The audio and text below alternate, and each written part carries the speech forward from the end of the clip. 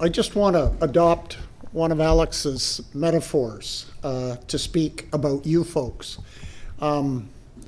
You have been for 16 of the 17 years, the lifeboat, part of the lifeboat that has kept Hassan and his family afloat.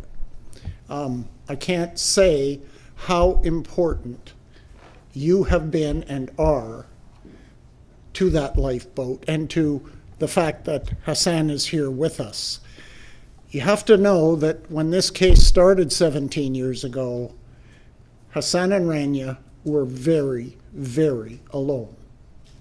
He was portrayed as a demon, a terrorist who would kill innocent people. He faced an extremely aggressive prosecutor from the Department of Justice who scoffed even that Rania was a partner of Hassan's in life, as opposed to her being manipulated by a master terrorist. It was insulting, and they were very alone. But for the last 16 years, all of you have played an important role, and I want to thank you for coming here tonight, continuing that supportive role. The government does back off when they see that the person has support. Part of the problem with extradition and part of the problem with the current limbo, I don't intend to talk for a lot of time tonight. I mean, questions are fine, but you've heard enough talk generally. I just want to say that you should understand that part of the problem here is legal and part of the problem is political with the limbo. The legal problem arises from the reality that extradition, unlike when a trial and the appeal are over, the case is over. In extradition, you can keep bringing it back and back and back and back. There's no finality. That's part of the law that we've created in Canada. It's, when you think about it, it's actually shocking because we treat our citizens. France does not extradite French citizens. We extradite happily our Canadians to them. There's no reciprocity. So part of the problem is this Groundhog Day of extradition arising day after day after day. It can go on forever. The other is political, because even though the Justice Department formally writes the opinions on whether there's a triable case, the leader of the opposition in this country, still the leader of the opposition, only recently said that why aren't we extraditing this man? He's a convicted terrorist. Now, that was said without, I'm sure, any informed knowledge of the law of extradition or the evidence in Hassan's case. But it has become, his case has become politicized. And even if in the short term, he can take a breath and Rania can take a breath. And remember, this case has gone on, Jenna, I've seen Jenna here tonight, all her life, her whole life.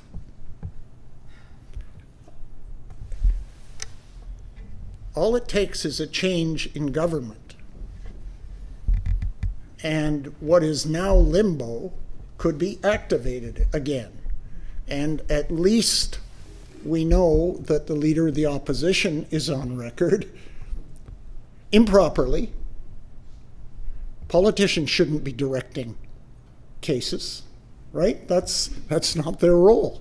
They've politicized an independent process. But he happily weighed in, and so we're left in this limbo, and I was heartened by Alex's words that there's hope, and voices matter, and the previous Prime Minister did say what happened to Hassan never should have happened and should never be allowed to happen again. And yet the government won't take that extra step, saying, you know, formally we can't admit any French request if we're not acting on it. The only way you'll learn about it, if we decide to act on it, is if we arrest him again. So it's a very unhappy situation, despite the fact that, thankfully, the hero in the piece, apart from you people, to me, are the two French investigators. They made decisions that were unprecedented in French history. And our courts have failed. Our Court of Appeal said, when we argued to them, that Hassan's was not a true extradition for trial because the French hadn't really investigated yet. They wanted him for investigation. And they said, it is clear to us that he will not simply languish in a French jail during an investigation. And 3+ years later of languishing in solitary confinement, he came back to us. Not due to the Canadian courts, due to the two brave French investigators. So that's kind of factual background. I'm happy to answer any questions about where we've been and where we are. You've been a most attentive audience, and as I say, a supportive one. And on behalf of Hassan and Rania, thank you. The man's name was Rivet. He was accused of having sexually molested and assaulted numerous Indigenous children. The answer of the French was, he's a Frenchman, and this was too long ago. It was the same time period that of 1980s that we're talking about. The Justice Minister at the time was Mr. Nicholson. The Prime Minister at the time, if I recall, was Stephen Harper. And they took very little time after the Supreme Court judgment denying us the opportunity to appeal the case there to spirit Hassan out of the country. And you should know, it's not only France that has that rule about its nationals. And it speaks to one of democratic government's responsibilities, the security of their citizens.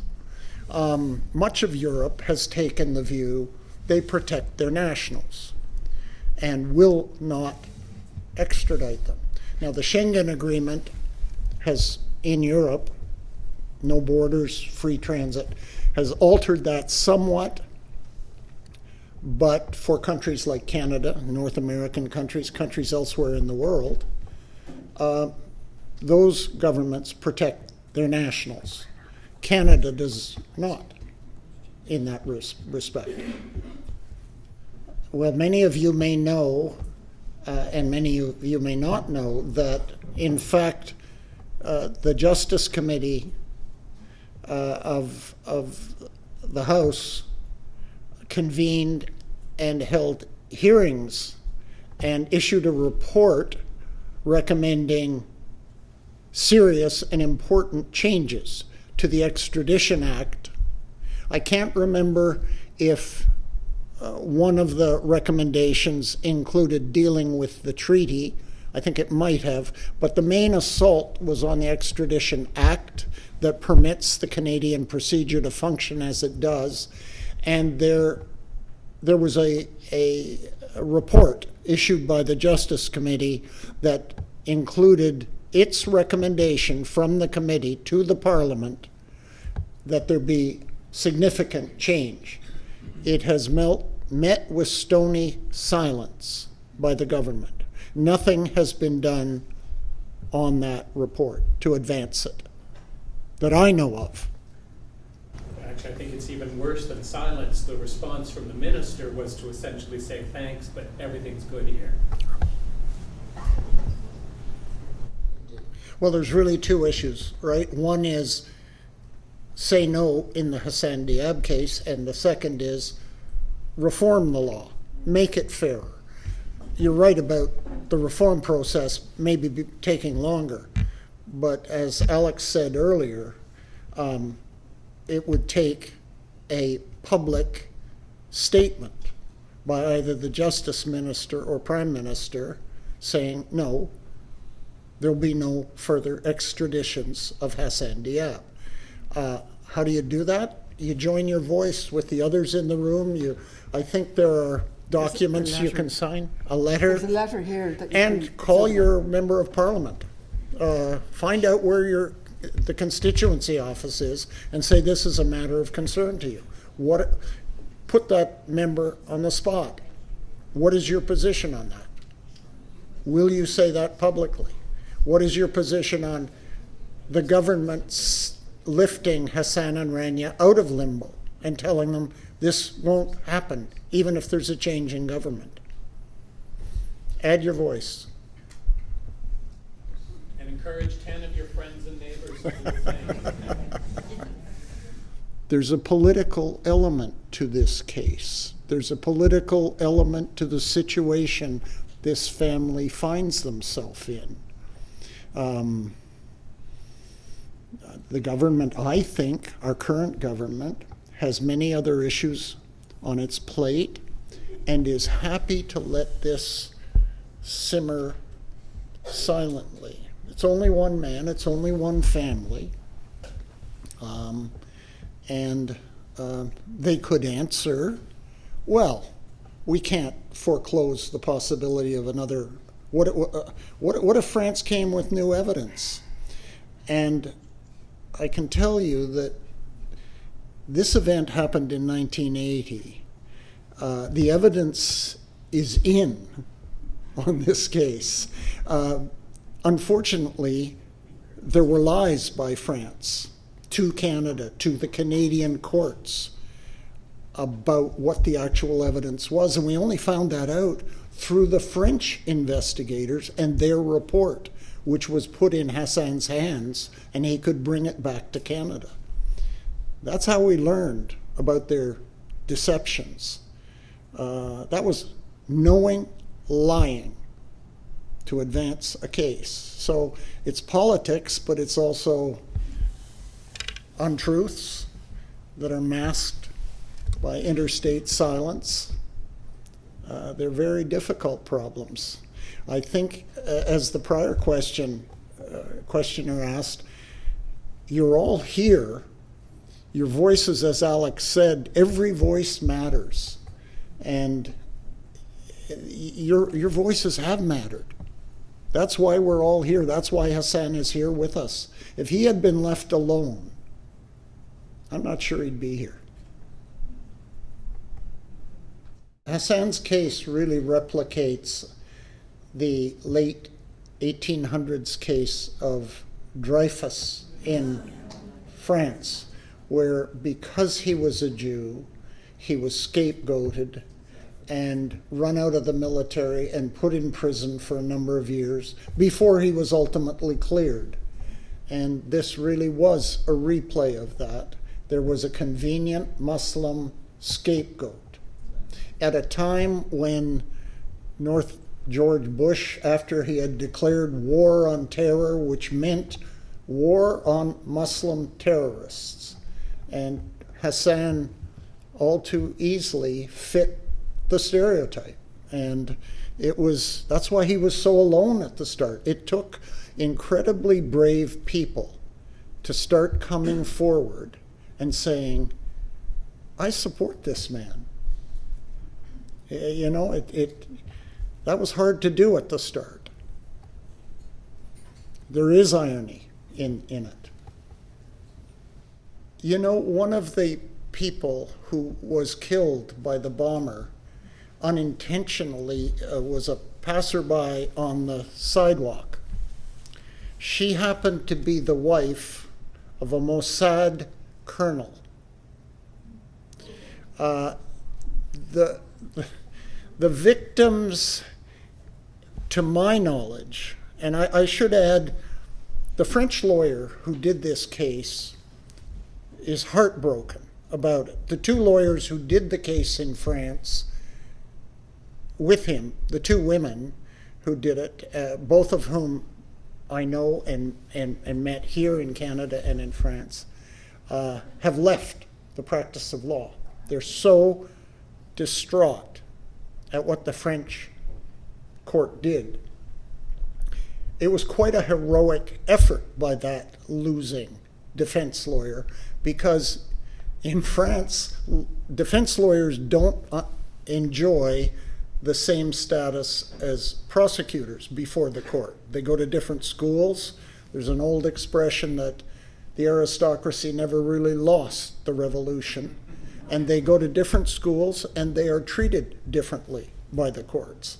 So for this man to put his whole career on the line and defend as diligently and passionately as he did, it was crushing for him to see that verdict. But circling back to your question about the families, my sense, without having met these people personally, is that they are so politicized by the groups to which they belong. There was mention of in the video of the 22 parties. These are organized lobby groups. And it's hard for one of the individuals to stick up their hand and break ranks with the official approach now. They wanted a conviction. They wanted somebody to hold responsible. You see, again, going into the history of this, France has a long history of anti-Semitism. And their more recent governments have tried to take steps to say, look, we're on your side. And the pendulum has swung to the point where they start convicting innocent people. I don't think what you said in your question is a useful way of approaching the criminal justice system. It's the reconciliation system, and it's used in Indigenous communities with a lot of success in Canada's north. But I think here this has gone so far and so long, and it's become politicized there and politicized here, that what otherwise would be a great suggestion doesn't seem to work, because there's organized groups with agendas involved. There was some consideration given to that. Some civil lawyers took a look at this, but eventually, how do I say it, Rania? Backed out. So that didn't go anywhere.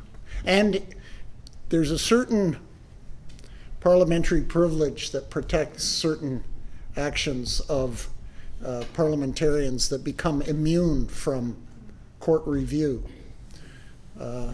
So in theory, yes. In practice, no.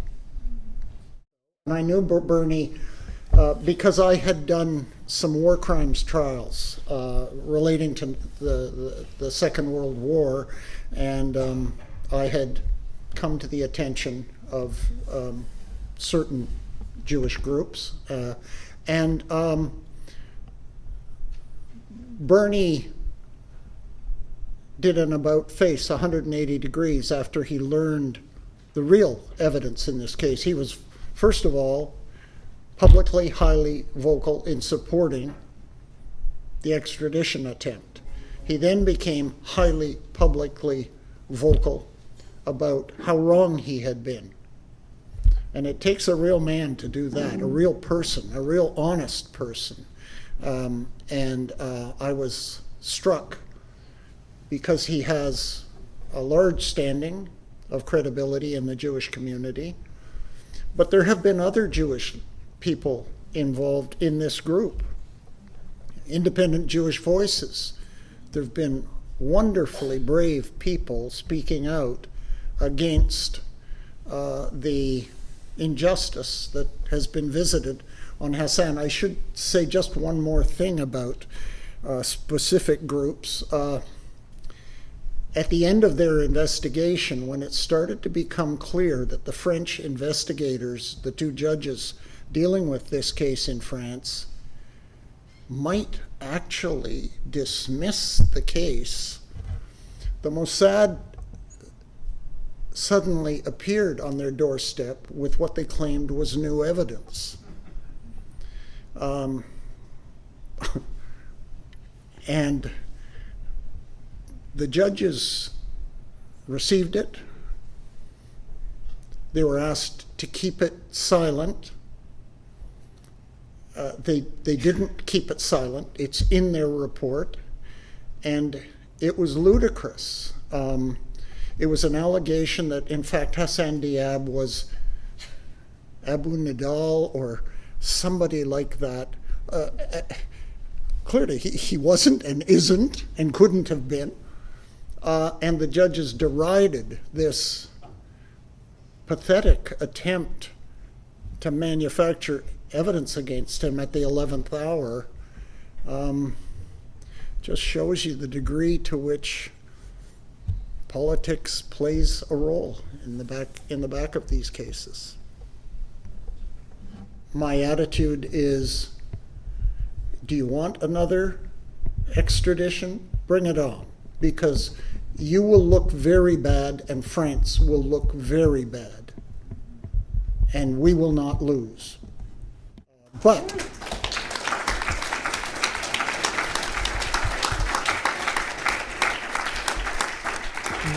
I don't really mean that, because easy for me to say, they have to live through that. It might make it very difficult for future governments if enough is said that there's just the reason we're doing this is there's simply no substance to this case, and it would be unjust to carry it further.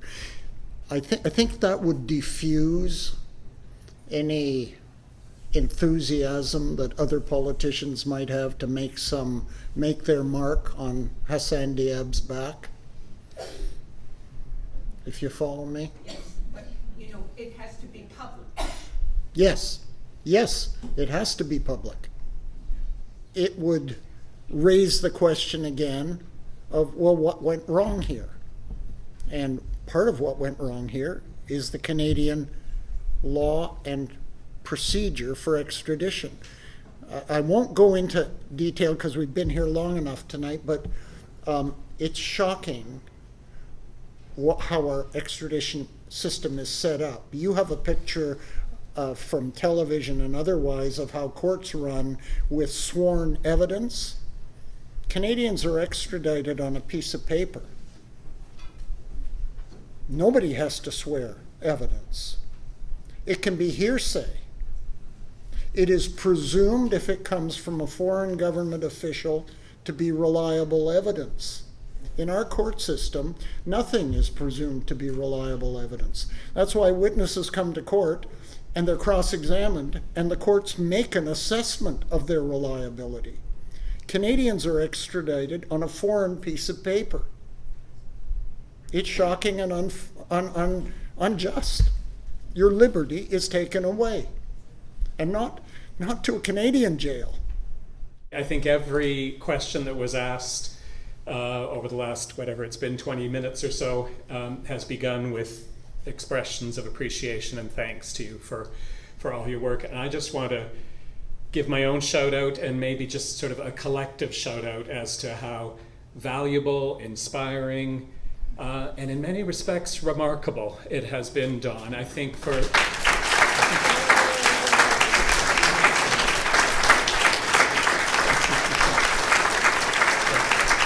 You're allowed to stand up.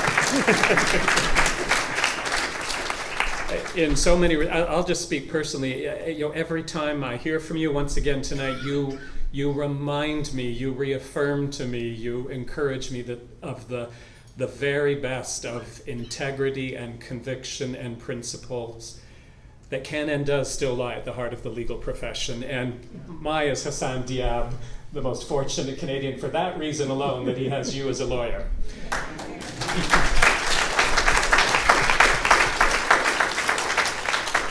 Secondly, I just wanted to give a shout out to Hassan and to Rania and to their family who are here tonight. We've been having debates about French politics and the state of universal protection in the world at large and the ins and outs of extradition reform. But of course, at the end of the day, this is a very human story of incredible human rights suffering, but unbelievable human resilience. The number of conversations I've had over the years with people who just cannot believe the optimism and the smiles and the hopefulness that both of you always bring to the table and into the room. And I just want you to know we're all with you.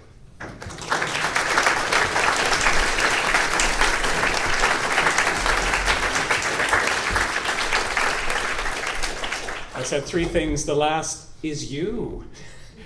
I've been to quite a few Hassan Diab evenings over the years. I know there's many in this room who have been to many more than I have. Certainly this is the biggest turnout I've experienced. Maybe there have been others, but this is amazing. And I think that really says something. It says something, I think, on two levels. It says something about how deeply people do care about what is happening to you, Hassan, and want to be part of the struggle to turn this around and end it. I think it also reflects something deeper, that everyone is here because we are deeply, deeply concerned about the state of our world and the collapse of basic values and the assault on human rights and the rule of law. And we understand and see that what is happening to you is so emblematic and symptomatic of that. So bravo, everyone who's been here tonight. I know the support committee has all sorts of action opportunities and materials for you to take here, for you to take home, for you to do online, and for you to spread the word about as far and wide as you can, because at the end of the day, I think the number of times in response to the questions that have come up tonight, both of us at the end really came back to it's us, it's you, it's our power, it's about the need for more voices, digging deeper, going further, and certainly not giving up. And that's what I see this turnout tonight is all about. So thank you to everyone.